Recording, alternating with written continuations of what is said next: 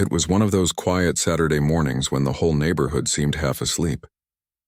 The sun had just climbed high enough to warm the sidewalks, and birds were chirping lazily on the power lines. It was the kind of morning made for coffee, slow music, and small plans. For Detective Chief Mark Delaney, this weekend was supposed to be simple. No crime scenes, no paperwork, no long phone calls from the station. Just him, his garage, and a pile of things he'd been meaning to clear out for months. Boxes filled with old books, tools, and things his kids had left behind years ago sat stacked along the wall. Mark looked at the mess and smiled to himself. "Today's the day," he muttered, rubbing his hands together. He wasn't planning anything big, just a yard sale. A normal, everyday thing people did. He put out a couple of folding tables on his driveway, spread a few colorful tablecloths, and started placing the items out neatly. There were gardening tools, kitchen gadgets, a few framed pictures, even an old record player that still worked.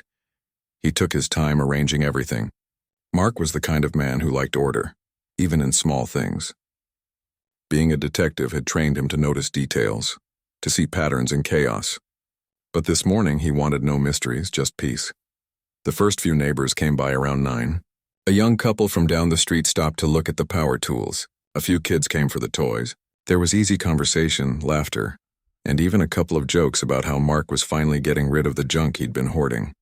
For once, he felt like a regular guy, not the man who dealt with crime and long nights. He enjoyed it. The smell of coffee from his porch mixed with the faint scent of fresh-cut grass from a neighbor's lawn. It was perfect, but perfect things rarely lasted long in that neighborhood.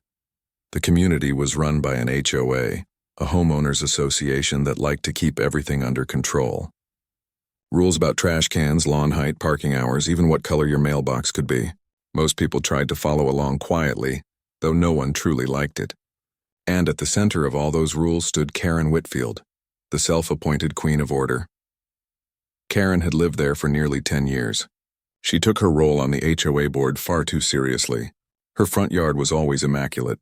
Perfectly trimmed hedges, spotless walkway, matching planters. She had a habit of patrolling the street in her golf cart, clipboard in hand, watching everyone else's business as if she were the mayor. When she saw something she didn't like, she'd report it immediately. Loud music, a slightly tilted trash bin, a car parked overnight, nothing escaped her. And that morning, when she turned the corner and saw Mark's table set up, she stopped in her tracks, her eyes narrowed. She slowly drove her cart closer, scanning the scene like she was inspecting a crime. To her, the sight of people casually browsing on Mark's driveway wasn't a friendly community moment. It was a violation. Mark noticed her from across the street but didn't pay much attention. He gave her a small wave, a friendly nod. She didn't return it. Instead, she parked, got out, and began walking toward him with the look of someone ready for confrontation. "Good morning," Mark said cheerfully. "Beautiful day, isn't it? Do you have a permit for this?" She asked flatly, looking around. Mark blinked. "A permit? For what exactly?" "For this," she said, gesturing to the tables. "A sale. It's considered a commercial activity. HOA policy requires a notice to be filed at least 2 weeks in advance. Didn't you read the guidelines?" Mark kept his calm, though inside he felt a small sigh forming. "Karen, it's just a yard sale. I'm not running a business here. Just trying to clear out some old stuff." "That's not the point," she snapped. "Rules are rules. We can't have everyone setting up shop in their driveways. It ruins the look of the neighborhood." Several neighbors nearby started to glance over, trying to pretend they weren't watching. Mark smiled gently. "I understand the concern, but this is harmless. I'll be done by noon." Karen pulled out her phone and started taking pictures. "I'm documenting this for the HOA records. You'll be hearing from us soon." He watched her, still calm, still polite. Years of dealing with difficult people in interrogation rooms had taught him the value of patience. "Arguing wouldn't help, of course," he said evenly. "You do what you have to do." Her expression showed surprise that he didn't react. Most people argued with her. Some shouted. She liked that. It gave her control. But Mark's calmness threw her off. She gave him one last sharp look before walking away, muttering about violations under her breath. When she left, the neighbors began whispering quietly. One of them, an older man named Tom, shook his head and said, "She's at it again." "Don't let her bother you, Mark." Mark just chuckled. "She's just doing what she thinks is right. I'll handle it." But the truth was, something about her attitude stuck in his mind. Not because she had scolded him, but because of how she carried herself. Overly defensive, like someone guarding more than just neighborhood rules. He brushed the thought away, telling himself he was overanalyzing, as detectives tend to do. The rest of the yard sale went smoothly. Kids bought a few toys, someone picked up the record player, and a young man took home a set of garden tools. By early afternoon, most of the items were gone. Mark packed up the tables, swept the driveway, and leaned back in his chair with a satisfied sigh. It had been a good day, mostly, but that night, as he sat down with a cup of tea, he noticed something taped to his door, a white envelope. He opened it, and there it was, a formal HOA violation notice. It stated that he had conducted an unauthorized commercial activity and would be subject to a fine unless he attended a compliance hearing. He couldn't help but laugh quietly to himself. That was fast, he said aloud. Almost too fast. He placed the letter on the kitchen table and thought about it. Usually HOA complaints took days to process. Someone had to file a report, it had to go through the board, then a notice would be issued. But this had happened within hours. Karen must have filed it immediately, and someone must have approved it just as quickly. He shrugged it off at first, deciding to let it go. It wasn't worth the trouble. But as the evening went on, something kept nagging at him. It wasn't the fine. It wasn't even the principal. It was the speed and the tone of the letter. The wording was unusually formal and oddly personal, almost like it had been written specifically to target him. He'd seen that kind of language before in reports meant to intimidate. He sat there, staring at the letter under the warm kitchen light, tapping his fingers on the table. Years of investigative work had sharpened his instincts. He trusted them. And right now, those instincts were quietly whispering that something about this situation wasn't as simple as it looked. Maybe it was just Karen being overzealous. Maybe it was just HOA politics. Or maybe, just maybe, there was something more behind it. He folded the letter carefully, placed it back on the counter, and decided he'd look into it. Not as a detective on duty, but as a curious man who didn't like loose ends. The next morning, he noticed something new. Karen's house, which sat on the corner lot across the street, had a brand new SUV in the driveway. Glossy, expensive, and very out of place compared to her usual modest car. Mark wasn't one to judge what people bought, but he remembered that Karen often complained about the HOA's tight budget during community meetings. She'd even mentioned last month that they couldn't afford to fix the cracked pavement on Maple Lane. And yet, here she was, driving something worth more than most people's yearly salary. He watched as she walked out, dressed neatly as always, clipboard in hand. She gave him a quick look but didn't wave. Mark smiled politely and raised his mug. She turned away. That evening, he found himself back in the garage sorting through the leftover boxes from the sale. But his mind wasn't on the tools or the clutter anymore. It was on the letter, the SUV, and the way Karen seemed almost too eager to flex her authority. He wasn't angry, just curious. Being a detective wasn't a job he could switch off. Even off-duty patterns and behaviors called to him. Something about Karen's reaction to his simple yard sale felt exaggerated, like she was deflecting attention. Maybe she had her reasons, or maybe she had something to hide. He smiled faintly to himself and whispered, "All right then.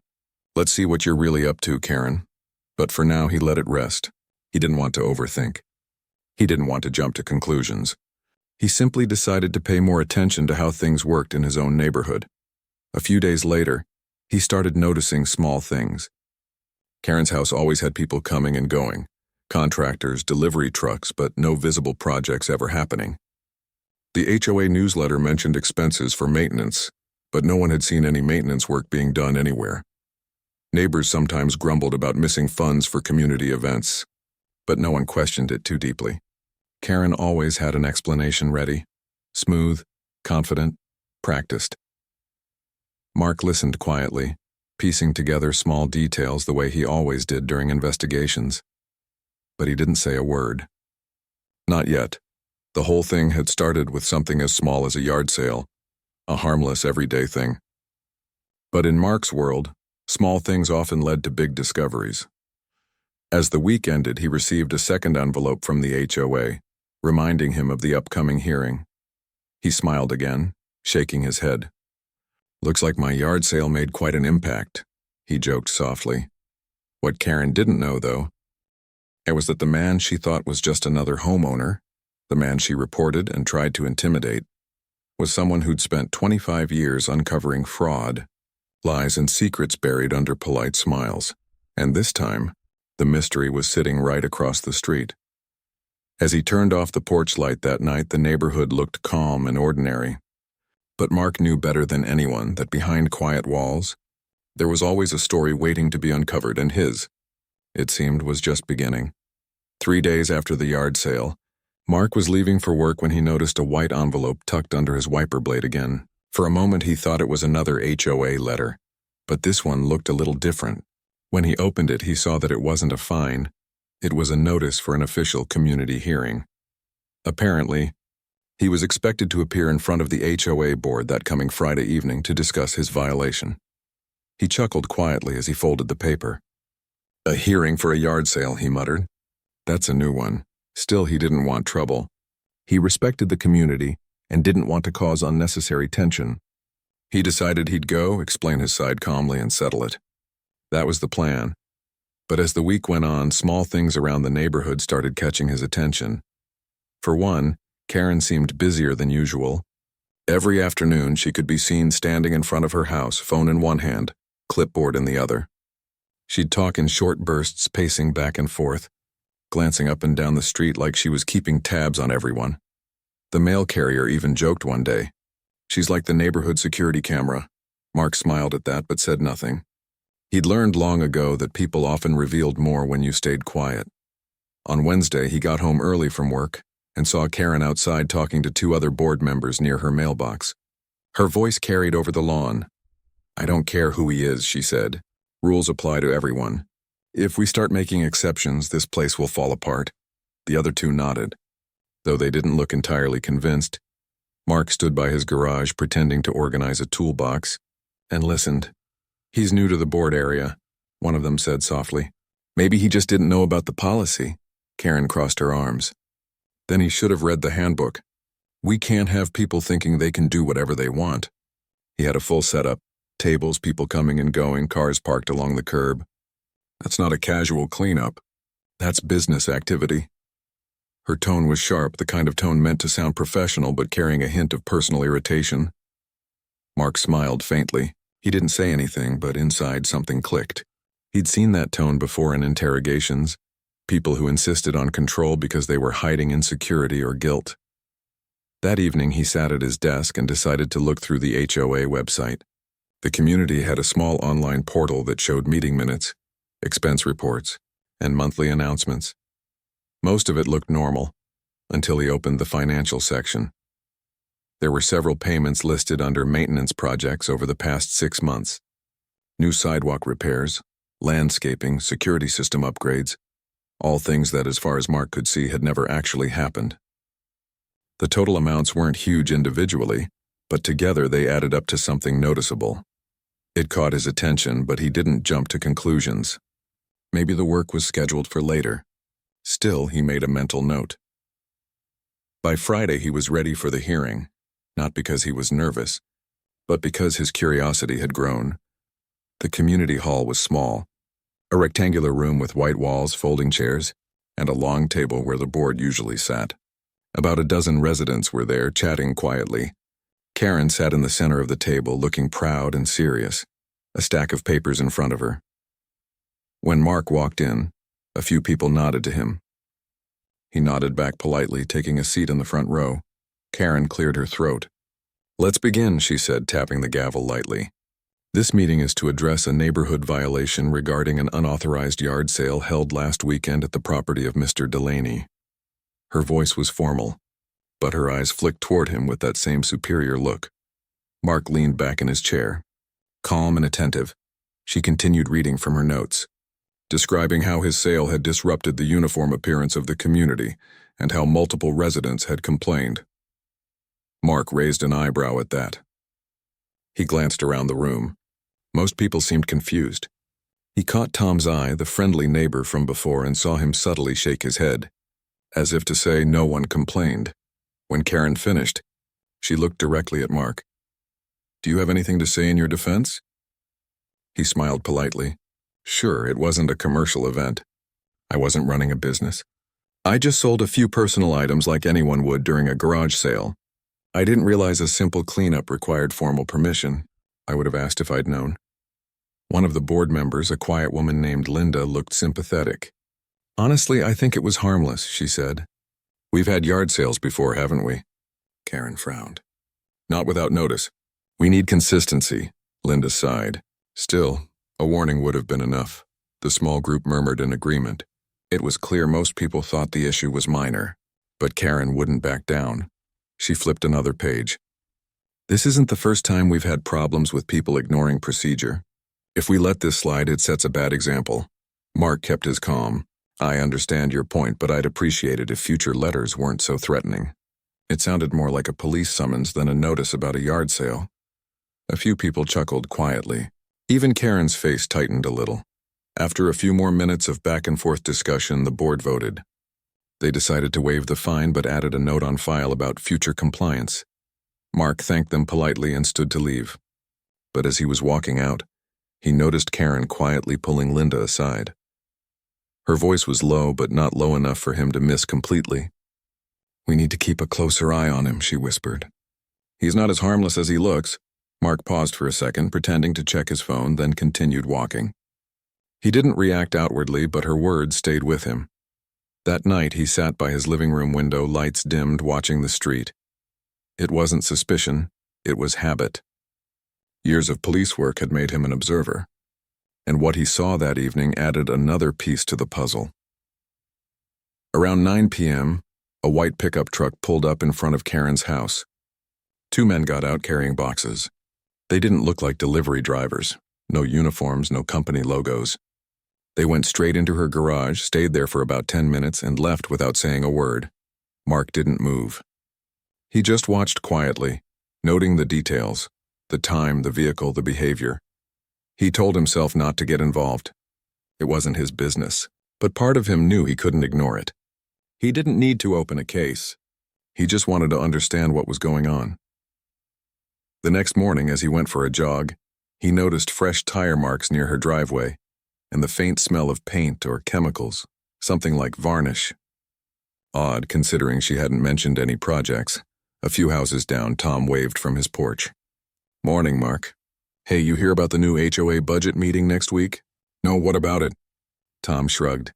Apparently dues are going up again. Karen says the funds are low because of maintenance costs. Mark raised an eyebrow. Maintenance costs? I haven't seen any maintenance. Exactly what I said, Tom chuckled. But you know her always has an explanation. Mark laughed lightly and continued jogging. But his thoughts weren't on running anymore. He began mentally connecting dots, budget increases, non-existent repairs, sudden new vehicles, and Karen's eagerness to enforce small rules that distracted people from bigger ones. It was a pattern. He'd seen it before, in city offices, charity groups, and small businesses, people who used authority to mask personal gain. By Sunday evening, Mark sat at his desk with a notepad. He wasn't officially investigating anything, but old habits died hard. He started listing what he'd observed, keeping it private. Unusual HOA expenses labeled as maintenance, no visible projects in the neighborhood, Karen's sudden new, SUV frequent late-night deliveries, unusual speed of HOA notices. He stared at the list for a long moment. He wasn't sure what he'd do with it yet. Maybe nothing. But something inside told him to keep paying attention. Later that week, he received a short email from the HOA, signed by Karen, of course, reminding everyone about an emergency budget adjustment meeting. The note mentioned new fees for security improvements. Security improvements? That was new. Mark smiled faintly. You're good, Karen, he said under his breath. But not that good. At work, he didn't mention any of it to his colleagues. He kept his professional life separate from his neighborhood drama. But one evening, during a quiet shift, he ran into an old friend from the county's financial crimes unit. They were talking casually when Mark brought up a general question. Ever seen small community boards misuse funds? He asked. The friend laughed. More times than you'd think. Easy money. No one ever checks. Mark nodded slowly, his suspicion quietly solidifying into curiosity. By the time he got home, the neighborhood was calm again. Porch lights glowed softly. Sprinklers ticked in the distance and everything looked peaceful, like nothing was wrong. But Mark knew better. Sometimes the quietest streets hid the loudest secrets. He walked past Karen's house on his way to get the mail. Through the window, he saw her sitting at her kitchen table with stacks of papers spread around her. She was on the phone speaking fast, her expression tight and anxious. When she saw him glance over, she quickly pulled the blinds shut. Mark smiled to himself. Interesting, he murmured. That night, as he wrote a few notes in his small black notebook, he realized something important. This wasn't about a yard sale anymore. The complaint, the hearing, the letter, it was all part of a bigger pattern, one he couldn't quite see yet. But he knew how patterns worked. You didn't force them to reveal themselves. You watched, waited, and let them come together naturally. He looked out the window one last time before bed. The street was silent. Karen's house was dark now. No lights, no movement. To anyone else, it would look like a calm neighborhood settling in for the night. But to Mark, it felt like the calm before something bigger, and though he didn't plan it, he knew deep down, whatever Karen was hiding, he was going to find out. Because if there was one thing he'd learned after years of detective work, it was this. Sometimes the smallest complaints led to the biggest discoveries, and this one, he could feel, was only just beginning to unfold. Mark didn't plan to turn it into an investigation. He really didn't. After all, this was just his neighborhood, not a case file sitting on his desk at the precinct. But the more he noticed, the harder it became to ignore the signs. Something about how quickly the HOA handled things didn't make sense. Ordinary residents waited weeks for approval to paint their fences or replace mailboxes. But when it came to Karen's reports, action happened overnight. It was as if someone had a fast track, a private line straight into the board's decision-making. One afternoon, while mowing his lawn, Mark noticed Karen standing near the community bulletin board with a man he hadn't seen before. They were speaking quietly, their heads close together. The man wore a gray jacket and dark sunglasses, which was strange since the sky was cloudy. After a few minutes, he handed her a brown envelope. She tucked it under her arm quickly and walked back to her car. Mark slowed down his mower, pretending to check the fuel. He watched as she drove off, the envelope still in her hand. He wasn't one to jump to conclusions, but his instincts were awake now. They whispered in that old familiar tone, the one that had guided him through dozens of cases.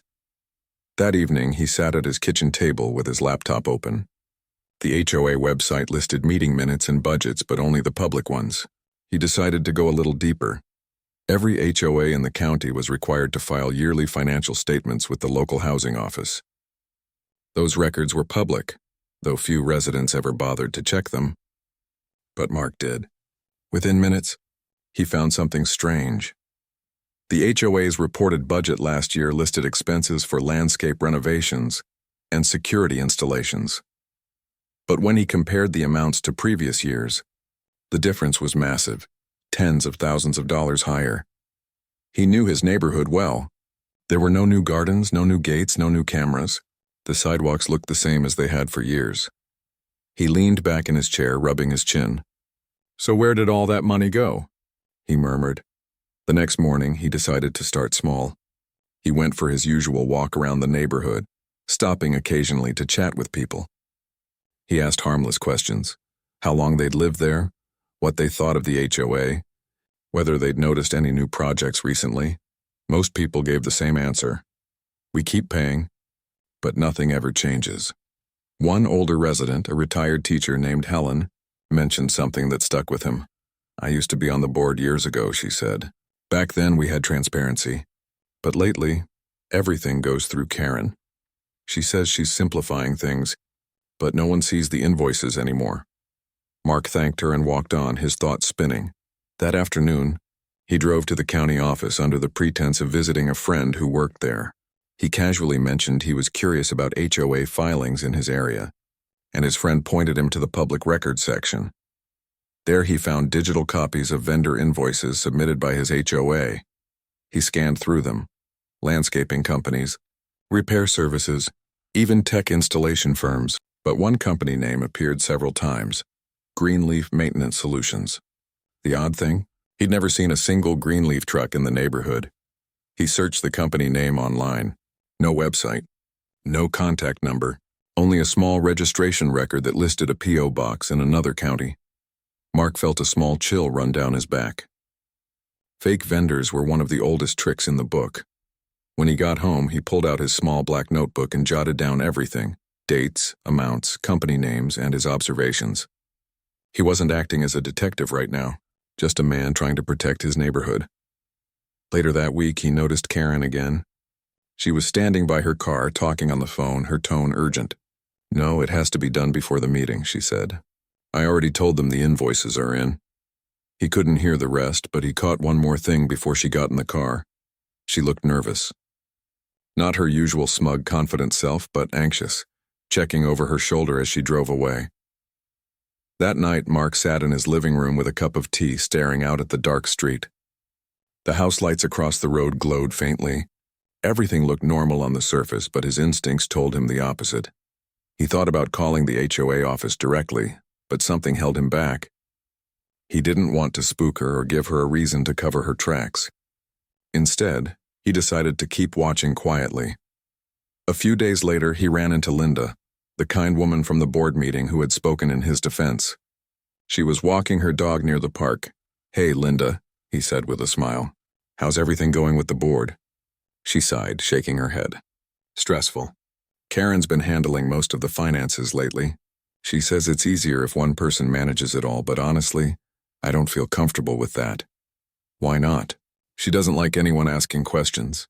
Last time I brought up the maintenance costs, she said it was confidential, but HOA money isn't supposed to be secret." Mark nodded slowly. "Confidential, huh?" "Yeah," Linda said, frowning. "And now she's talking about raising dues again. People are upset." They chatted for a few more minutes before parting ways. When he got home, Mark opened his laptop again. He started comparing the HOA financials with other communities nearby. His own neighborhood's expenses were double the average, despite having fewer residents and no visible improvements. Something was definitely wrong. He spent the next week quietly collecting information. He noted license plates of trucks that came and went from Karen's house, wrote down the times, and sometimes took pictures from his porch when it was safe to do so. He noticed a pattern. Every few nights, between 9 and 10, a vehicle would stop by for a few minutes. Lights off, quick exchange, gone. Sometimes Karen was outside, sometimes not. Then one afternoon, he saw her unloading several large boxes labeled HOA records. She carried them into her garage, then closed the door behind her. It didn't sit right with him. Financial records were supposed to be kept at the community office, not someone's home. He waited a few hours, then went out for a casual walk. As he passed by her driveway, he noticed the garage door slightly open. Through the gap, he could see stacks of folders and what looked like checkbooks on a small table. He didn't linger. He wasn't there to snoop. But it confirmed his suspicion. She was keeping everything off the books. That night, he made a decision. He was going to collect enough information to bring to the proper authorities.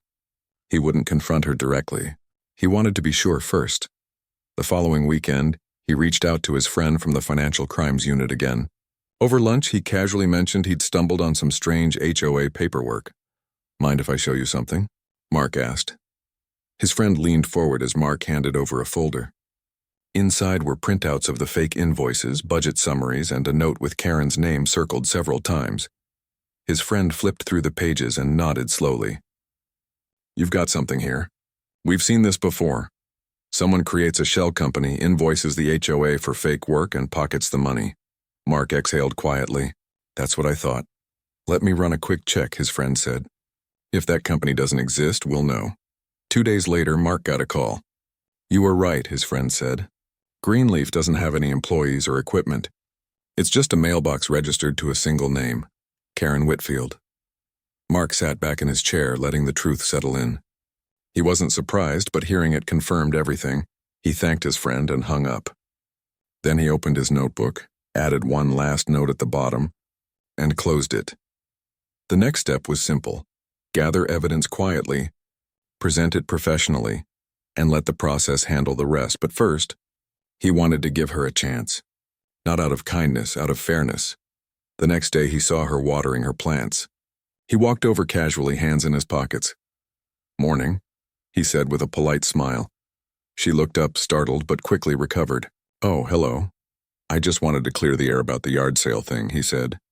"No hard feelings," she smiled tightly. "Of course not. I was just following policy." "I know," he said calmly. "You do like following the rules." Her smile faded just a little. "What's that supposed to mean?" "Nothing at all," Mark said easily. "I just noticed you take your position very seriously. Must be a lot to manage, budgets, invoices, all that paperwork." She stiffened. "It's part of my job." "I'm sure it is." He gave her a friendly nod. "Well, good luck with the next meeting." He turned to leave, and though he didn't look back, he could feel her eyes on him. That evening, she didn't come out of her house once. Her light stayed on late into the night. Mark sat by his window watching the glow fade around midnight. He wondered what was going through her mind. Maybe she was nervous. Maybe she suspected that he knew. Either way, she was right. He did know. Over the next few days, he gathered copies of every public document, including the fake vendor details, the missing budget amounts, and a list of witnesses, neighbors who'd never seen the supposed maintenance crews. He put everything in a neat folder. Years of detective work had taught him the value of precision. Finally, one afternoon, he made a quiet phone call to his friend at the county office. "I think we're ready," he said simply. "Understood," his friend replied. "We'll handle it from here." As he hung up, Mark looked out the window. The neighborhood was quiet again. Kids playing, sprinklers spraying, birds fluttering in the trees. Everything looked peaceful, ordinary. But he knew that behind that calm, a storm was quietly forming. He didn't know when it would break, but he knew it would, and when it did, Karen would finally realize that the man she'd tried to intimidate over a yard sale wasn't just another neighbor. He was the last person she should have picked a fight with. As the evening sun dipped below the rooftops, Mark closed his blinds, took a deep breath, and whispered to himself, "Time to let the truth do its work." The pieces were in place now. All that was left was to watch them fall. The morning of the HOA community meeting was calm, almost too calm. The sun was bright, the lawns glistened from the sprinklers, and the neighborhood looked picture perfect. To anyone passing by, it was just another quiet Saturday. But for Mark, it was the day everything would come full circle. He'd spent the last few weeks watching, collecting, and double-checking every piece of information. He didn't rush things. He wanted everything to be clean, clear, and fair. It wasn't about revenge. It was about truth. When the email went out announcing that the HOA would be discussing new budget changes, Mark knew it was the perfect moment. The entire neighborhood would be there, people who'd been paying higher fees for years, unaware of where their money had gone. He arrived a little early that evening. The community hall was already filling up with residents carrying coffee cups and folding papers. The air buzzed with chatter and mild complaints about parking, trash pickup, and the never-ending HOA rules. At the front of the room sat the long table with the board members. Karen was in her usual spot at the center, wearing a neat blue blazer and that same confident expression. She had her stack of folders, her clipboard, and a tidy pile of documents ready to go. Mark walked in quietly and took a seat near the front. A few neighbors greeted him with friendly smiles. Some still remembered the yard sale incident, but most had brushed it off. He nodded politely, keeping his calm demeanor. When the meeting started, Karen's voice carried through the microphone as if she owned the place. "Good evening, everyone," she said. "Thank you for coming. Tonight we'll review the current budget, upcoming maintenance projects, and new HOA fee adjustments." Murmurs filled the room. No one liked hearing about fee increases. Karen continued confidently, flipping through her pages. "As you know, our neighborhood maintenance costs have risen due to ongoing projects, sidewalk repairs, security upgrades, and landscaping replacements. We've done our best to minimize expenses, but unfortunately we'll need to raise monthly dues slightly." A few people groaned quietly. Someone at the back muttered, "What repairs? I haven't seen a single thing done this year." Karen ignored it. "We also had to allocate additional funds for community safety improvements," she went on. "We want everyone to feel secure in our neighborhood." At that, Mark stood up slowly. "Excuse me," he said calmly, his voice steady but clear enough to fill the room. Karen paused mid-sentence, surprised. "Yes, Mr. Delaney. I was just wondering if you could show us a list of those maintenance projects. You mentioned sidewalk repairs, landscaping, and security upgrades." I'm curious to see where those were completed. Her smile faltered for a brief moment, but she recovered quickly. Of course, she said, flipping through her papers. We have detailed records of every expense. She held up a few pages. As you can see, Greenleaf Maintenance Solutions handled the landscaping and Premier Tech handled the new security cameras. Mark nodded slowly. That's interesting, because I've walked this neighborhood every week for months and I haven't seen a single landscaping crew. Not one camera has been installed either. A few people began whispering. Someone in the back said quietly, "He's right, there's nothing new here." Karen's voice tightened. "Mr. Delaney, all work was scheduled and documented. Just because you didn't personally witness it doesn't mean it didn't happen." Mark smiled faintly. "You're absolutely right.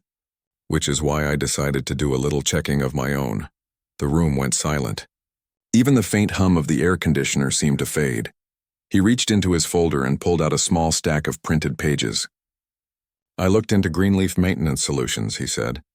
"According to public records, the company has no employees, no trucks, and no active business license. In fact, it doesn't exist beyond a P.O. box in another county." Karen blinked, her mouth slightly open. That's not correct," she said quickly. "You must be mistaken." "I double-checked," Mark said calmly. "And I also checked who registered that P.O. box." He paused for a moment, letting the silence stretch. "It's registered under your name, Karen." Gasps spread through the crowd. People turned to look at her, whispering in disbelief. Karen's face went pale, then flushed. "This is ridiculous," she snapped. "You have no right to accuse me like this." Mark kept his voice even. "I'm not accusing. I'm simply presenting what's publicly available. You see, I used to be a detective. I deal with facts, not guesses." That statement alone silenced the room completely.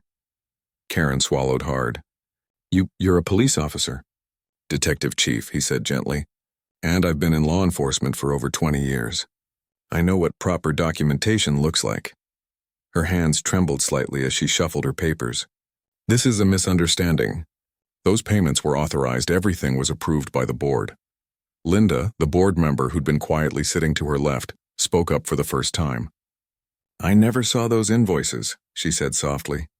"You told us they were confidential." Karen turned to her sharply. Well, that's because of privacy agreements." Mark shook his head. "There are no privacy agreements for HOA maintenance work. The residents have a right to see where their money goes. Every cent." The tension in the room was thick now. Neighbors who'd once been half listening were sitting up straight, eyes fixed on the exchange. Mark continued, his tone still calm but firm. "You've been submitting fake invoices from a fake company for almost a year. The total amount exceeds $40,000. That's not a bookkeeping error, that's deliberate." Karen's voice cracked slightly. "You can't prove that." Mark placed another paper on the table in front of her. "Actually, I can. These are copies of the invoices you submitted, along with the registration documents for that P.O. box. They all trace back to your name. I've already shared these with the county's financial crimes unit." The entire room went silent. No one moved. Karen's breathing quickened. She looked around as if hoping someone would step in, but all she saw were stunned faces. Neighbors she'd scolded, fined, and ordered around for years. "Is this some kind of setup?" she stammered. You don't understand the pressure I've been under." "I was just—" She stopped mid-sentence, realizing her words weren't helping. Mark spoke softly. "I'm not here to humiliate you, Karen. I'm here because people deserve honesty. You've worked hard to maintain control here, but somewhere along the way you forgot what that responsibility meant." He turned to the rest of the room. "This isn't about rules or power. It's about trust. Every person here trusted that their money was being used for the good of the community. They deserve to know the truth." The silence broke as people began whispering again, some angry, some shocked, some just disappointed. Karen pushed back her chair suddenly and stood up. "You have no proof this was intentional," she shouted. "You're twisting everything." Mark didn't move. "The authorities will decide that," he said quietly. "But they already have the documents. I gave them everything this morning." At that moment, 2 uniformed officers stepped through the door. The timing was precise, almost poetic. The room fell silent again. Karen froze, staring at them. What are they doing here?" One of the officers spoke calmly. "Ma'am, we need to ask you a few questions regarding financial discrepancies within the HOA records." Her face went pale again. She looked at Mark, her eyes wide with disbelief and panic. "You set me up," she whispered. He shook his head slowly. "No, Karen, you set yourself up. I just brought the truth into the light." The officers spoke quietly with her for a few moments, then led her aside to gather her statement. The room remained tense and quiet, filled with the low murmur of shocked neighbors. After a while, one of the board members cleared his throat. "I think we need to adjourn this meeting until further notice, he said softly. As people slowly began to leave, many stopped to pat Mark on the shoulder or thank him quietly. Some were still processing what had happened. Others were already relieved that the truth was finally out. Mark stayed behind for a few minutes, helping Linda gather the scattered papers from the table. "I can't believe it," she said, shaking her head. "All this time, she made us think we couldn't question her." "That's what happens when power goes unchecked," Mark said gently. "People stop asking questions." Linda looked at him with gratitude. "Thank you for stepping in. I don't know what would have happened if you hadn't." He smiled faintly. "Just doing what felt right." When he finally walked home, the sky was painted in soft shades of orange and purple. The evening air was cool, calm, almost cleansing. For the first time in months, the neighborhood felt different, lighter somehow, as if the weight of unspoken tension had been lifted. He reached his driveway and looked across the street. Karen's house was dark now. The once perfectly kept yard seemed oddly quiet. He didn't feel anger or triumph, just a quiet sense of closure. Later that night, as he sat on his porch with a cup of coffee, a few neighbors stopped by to talk. "Never thought you were a detective," one said with a grin. "Guess we picked the right neighbor to have on our side." Mark laughed softly.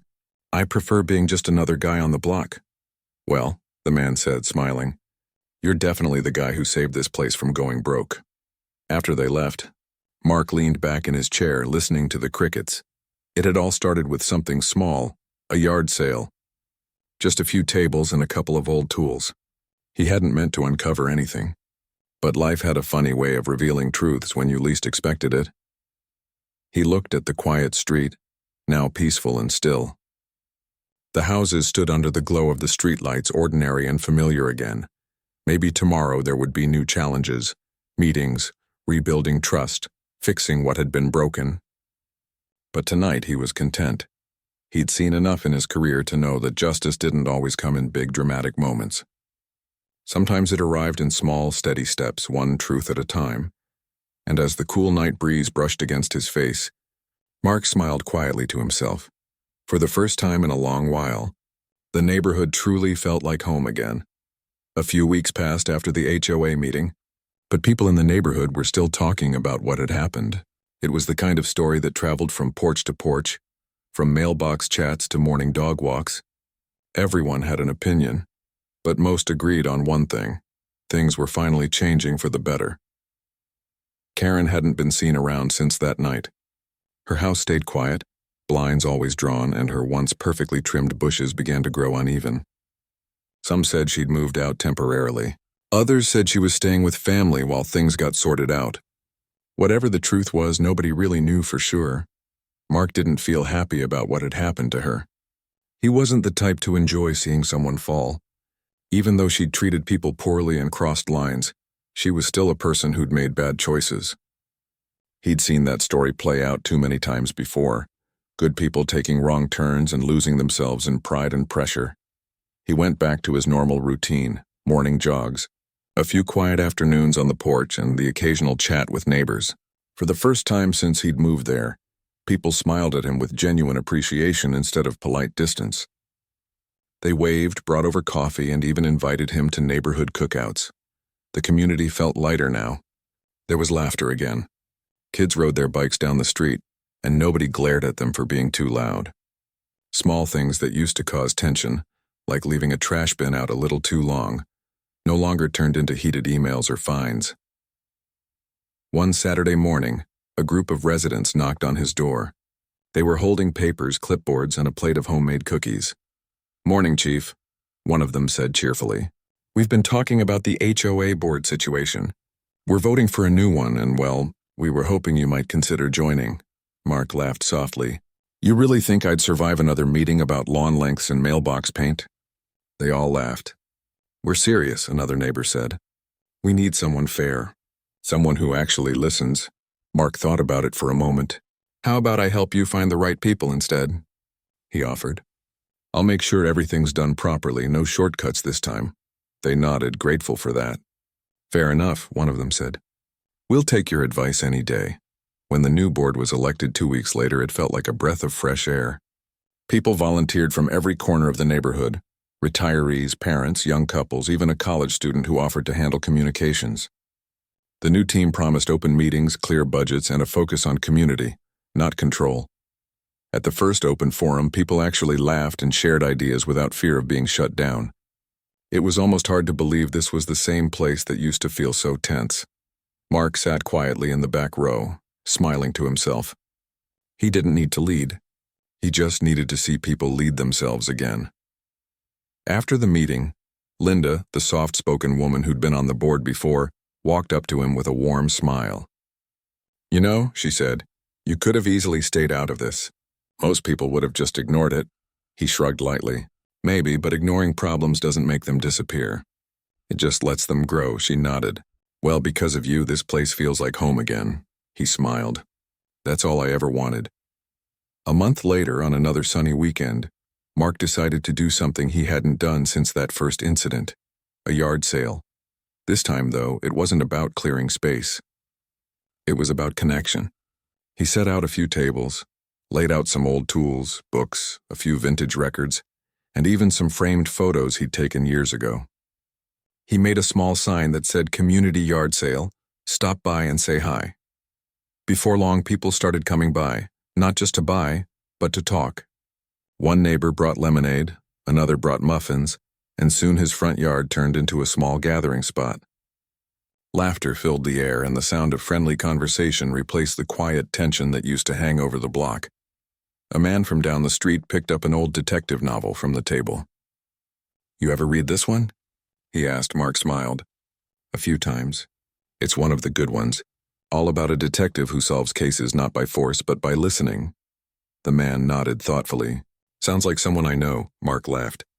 I don't know about that, but I've learned that listening solves more than talking ever will. By midday, almost everything on the tables had been sold or given away. Kids helped carry boxes. Someone played soft music from a speaker, and a few people sat under a tree just enjoying the breeze. At one point, an older woman from the next street walked up, holding a small notebook. You probably don't remember me, she said kindly. But I used to avoid these gatherings because they always turned into arguments. This is the first time I've seen people actually happy to be here. Mark gave her a gentle smile. I'm glad you came out today. She looked around, watching everyone laugh and chat. Feels like how it should have always been. He nodded. It's amazing what honesty can fix. She smiled, patted his arm, and wandered off toward the muffin table. Later that afternoon, when everyone had gone, Mark sat down on his porch steps, surrounded by a few leftover boxes. The sun was setting, painting the street in warm golden light. He thought about how much had changed in just a few months. The fear, the suspicion, the quiet resentment, it had all been replaced by something simple but powerful. Trust. He didn't need a badge to feel like he was doing something meaningful anymore. Sometimes justice wasn't about arrests or paperwork. Sometimes it was just about helping people find peace again. He looked across the street at Karen's house. It still sat empty, a for sale sign standing in the yard. He didn't feel bitterness when he looked at it. Just a quiet sadness. She had wanted control so badly that she'd lost everything else. Respect, friendship, belonging. Maybe in another life, if she'd asked for help instead of hiding behind authority, things could have been different. He took a slow sip of coffee, letting the evening sounds wash over him. The hum of crickets, the distant laughter of kids still playing outside, the faint rustle of trees. For the first time in years, it felt like genuine peace. A few minutes later, his neighbor across the street called out, Hey, Mark, we're grilling tonight. Come grab a plate. He smiled and raised his cup. I'll be there in a bit. As he stood up, he noticed something taped to his mailbox. It was a handwritten note. Curious, he pulled it off and unfolded it. The note was simple. Thank you for everything you did. I'm sorry for the trouble I caused. I'm moving to start over somewhere new. I hope one day people remember me for something better. He stood there for a long moment looking at the neat handwriting. Then he folded the paper gently and slipped it into his pocket. Starting over, he murmured quietly, "That's not a bad thing." He walked toward his neighbor's house, drawn by the smell of grilled food and the sound of laughter. The following week, the HOA held its first community cleanup day. Families came out with rakes, gloves, and paintbrushes. Someone fixed the broken bench near the playground. Another repainted the faded street signs, and kids planted flowers along the sidewalk. No one was ordered to do it. No fines, no threats. They just wanted to make their neighborhood beautiful again.